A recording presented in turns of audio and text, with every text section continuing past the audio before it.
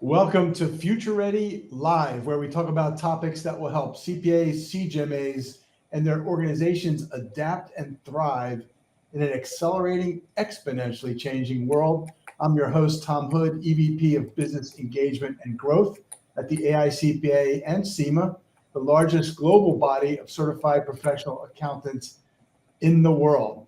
Today, we're going to be talking about the latest trends facing the C-suite. And joining me is Mallory Bulman, Senior Director, CFO Advisory Leader at Gartner, and Alex Bant, Chief of Research and Practice Vice President of Finance at Gartner. Those are both good friends of ours and have been working with us on this Future of Finance thing. Mallory and Alex, say hello to everybody. Hi, so glad to be here today. Yeah, thanks for having us back, Tom. And I'm excited. We had a great call the other week. I'm excited to share, with all the listeners, kind of what we were talking about. Awesome. It's always good to have you guys on here. So let's start with Mallory. Let's start with you and some of the use cases that you're seeing with AI and finance right now. Sure. So we're really seeing that finance AI use cases are becoming mainstream. We've been really trying to keep track of them. So we've been looking at them falling into 4 different categories. One is intelligent process automation.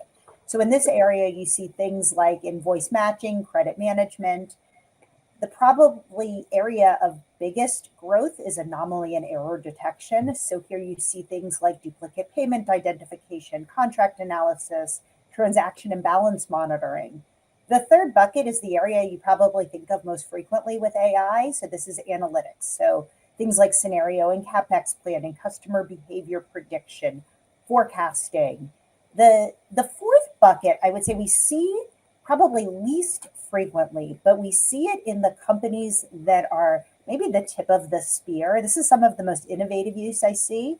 So this is operational assistance and augmentation. So you see really cool things here, like intelligent dashboards and chatbots being used for decision support, some pricing automation, really kind of next gen things here.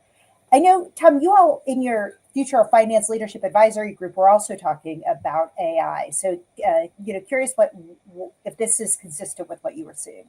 Yeah, I think it is consistent. You're probably a little bit further ahead there. Our group, we recently met about 2 weeks ago to talk about this, and they had 3 major buckets that they came up with. One was meeting summaries and transcripts. That's like using Microsoft Copilot in the everyday productivity of not just finance, but the whole org, right? To do meeting transcriptions, key action items, et cetera.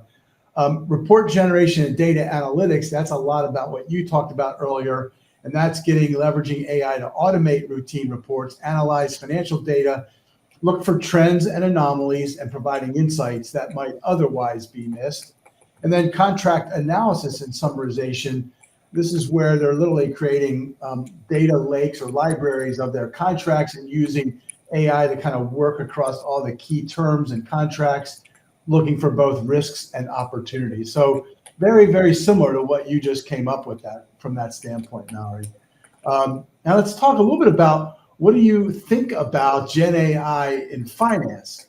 This is one other area that I want to know your quick thought about this, and then give us a little bit more about what you guys know, because you're the experts here.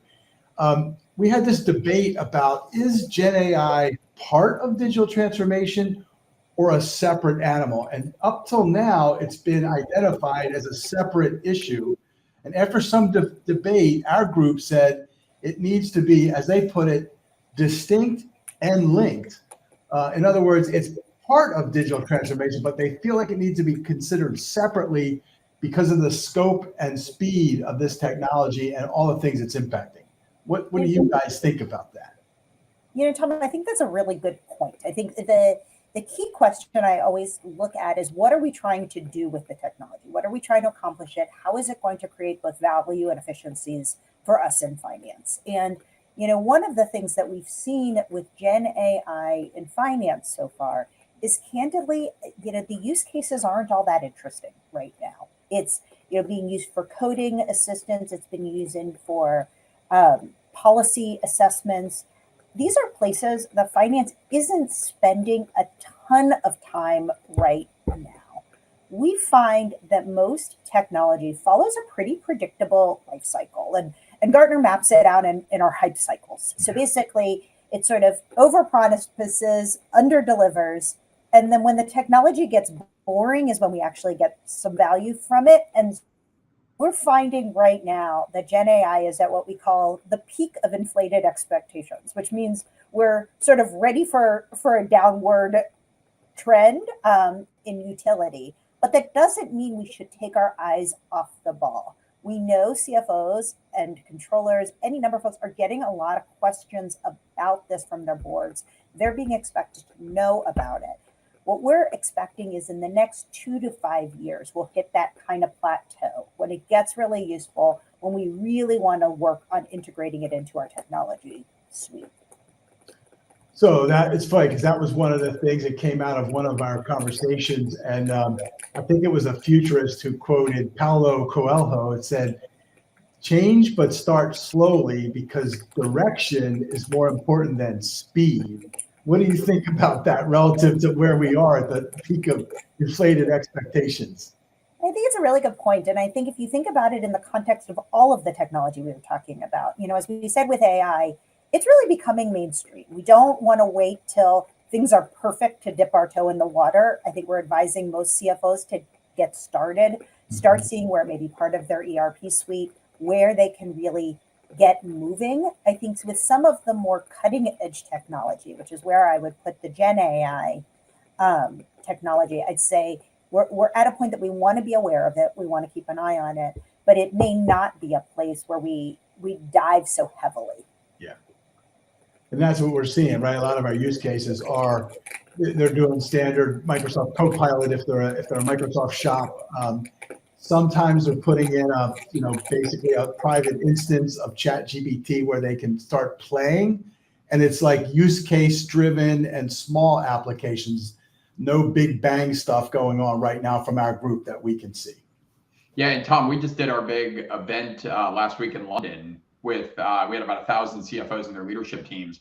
And the number one conversation people were having is around the cost of AI, both across the enterprise, but also in finance. And we kind of showed the cost calculator and how just a single experiment, even in the finance function, in a normal sized organization could run you upwards of £1 million in the instance when we were over in London. And so it's really expensive. And so to Mallory's point, it's kind of like you want to dip your toe in, but you don't want to go and spend the entire budget up front. And so really kind of looking at the contract negotiation around getting some of these experiments off the ground and how they're bolted onto the legacy technologies that we have is really, really paramount in this environment. That makes total sense. Now, I know, Alex, you've been with us before and you shared some of this stuff, but what about this idea of growth and cost? I really like how Gartner's framed a lot of that. So tell us a little bit about that and what your research says. This is probably the hottest week for this topic, right, Tom? So as the Fed gets ready to tell us that we might be entering a different part of the cycle, and they start to, probably cut interest rates, we'll see how much. It's really a time that the narrative starts to shift, right? And so, we lived in this environment of 2021 where we were, blank checks, spend everything we can on technology. Then in 2022, it was all about productivity and cash flow and reducing headcount. Now we've lived in this environment of continued constraint, especially on our SG&A cost. It's been, hey, let's get back to growth without adding more resources. And that's kind of been this environment that we've been in. And so really, we're going to learn this week what the next several quarters start to look like. And I think a lot of CFOs are really waiting to see what the commentary is and kind of understand, is it because we're going to experience a growth slowdown, or is it because it's too contractionary and we need to kind of stimulate the next phase of growth in the economy? And so it depends on really what we learned this week, Tom. But I will tell you, CFOs, regardless, don't want to give up on the productivity and the SG&A gains that we've had. And so it's really about how do we carry through into 2025 with the productivity gains we've had. Now, what's really interesting, Tom, and I think CFOs are really thinking about is, how does AI actually play into this cost narrative, right? I think, a year ago, we thought it was, hey, we can shave 20, 30% off our SG&A cost if we can use AI, especially on the back office components. Now it's kind of like, okay, well, I don't know if that's really playing out, But at the same time, we don't want to add more headcount into areas that we know that we're going to continue to automate and drive technological innovation. And so it's really this interesting paradigm of thinking about how do we invest for the next phase while at the same time, keeping our foot on the brake in terms of spend, especially across our SG&A functions.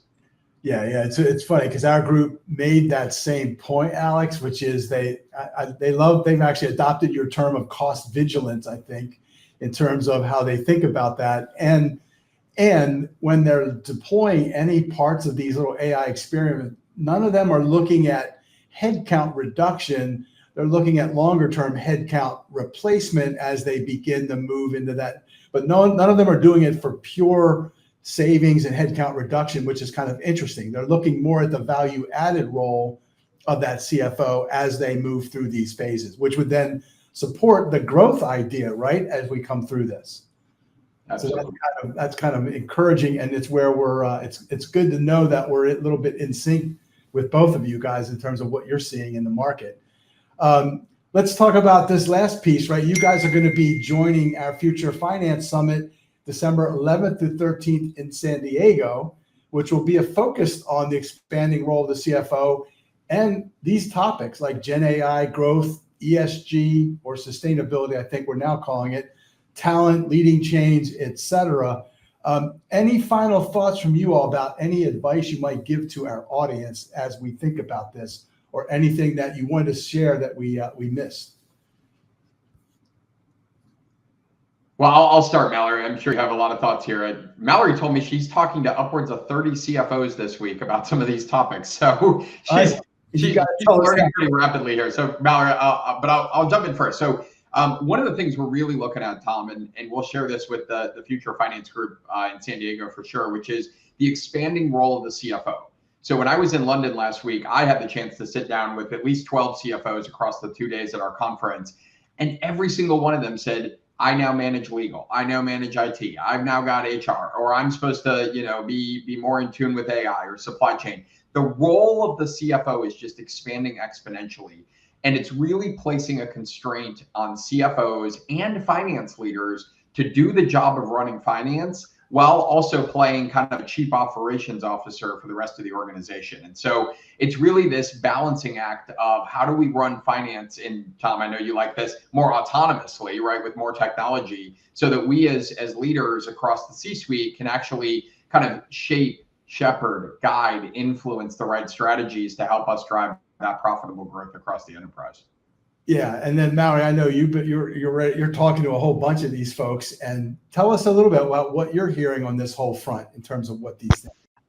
Most of the companies that we talk with, and particularly the CFOs, are really looking for how they can take advantage of this exciting moment in technology. We have opportunities now that weren't an opportunity 5-10 years ago. And they're really looking at how we can be making better decisions on behalf of the business that can really drive a competitive advantage. Nice. And then I think to wrap us back up again, talk a little bit about some of the cost-cutting things that you are seeing, or what this idea of foot on the brake and foot on the gas, which is really what I'm hearing. I'm hearing one of those like. Yeah, one of the things we often talk about, Tom, is kind of commoditizing cost versus enabling cost. Right. And as we've gone through and studied kind of what we call the elite cost cutters over the last few years, it's the organizations that figure out, okay, what are the costs across the enterprise that are just about running the business, that can be commoditized and reduced and kind of streamlined, versus the costs that are enabling the next wave of growth. And so I know that sounds simple to say, but Tom, a lot of companies don't even know how much they're spending in certain categories, never mind being able to categorize the spend into costs that are more commoditized versus enabling. So it's really, CFOs have been asking me, like, how do we prepare for 2025? There might be a slowdown, change in interest rates. And I say, get clear on what your costs are doing for the enterprise, right? And figure out kind of which costs into 2025 will continue to be in that commoditizing, reducing bucket, versus the costs that are really going to enable our differentiated performance in the next phase of the business cycle. And it's not an easy task, Tom, but that's the kind of work that CFOs and their teams need to be doing in this environment. Yeah, I love that commoditized versus enabling. Those are some great concepts. Of course, obviously coming from you guys at Gartner, we would expect that. So that's some good nuggets. So this is fantastic. I want to thank both of you one more time. A couple things are sticking out for me. Gen AI at the top of the hype cycle. I get that, and I like that means we still have a little bit of time to figure this. We don't have to go all run out and start spending a lot of money. So be careful and measured. Think about what you're really trying to accomplish. And our group said the same exact thing. So that's encouraging. I love that cost enablement versus cost optimization. That's another key concept for all our listeners out there. And then the other part is just this ongoing, very complex economy that we're living in, right? I mean, we've seen that in our own surveys, our economic surveys that we put out every quarter. It's a mixture, right? It's this kind of sideways notion throughout. So great stuff. Thank you both again very much. You can follow Mallory and Alex on LinkedIn at Gartner, and follow them both on X or Twitter. It's at Gartner _Inc. And you can kind of keep up with all the things they're doing. Both of those, both Mallory and Alex post quite a bit, so you can catch them on all of that.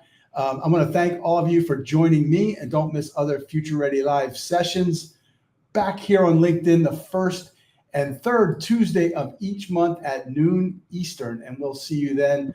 Mallory and Alex, thank you again for a great interview.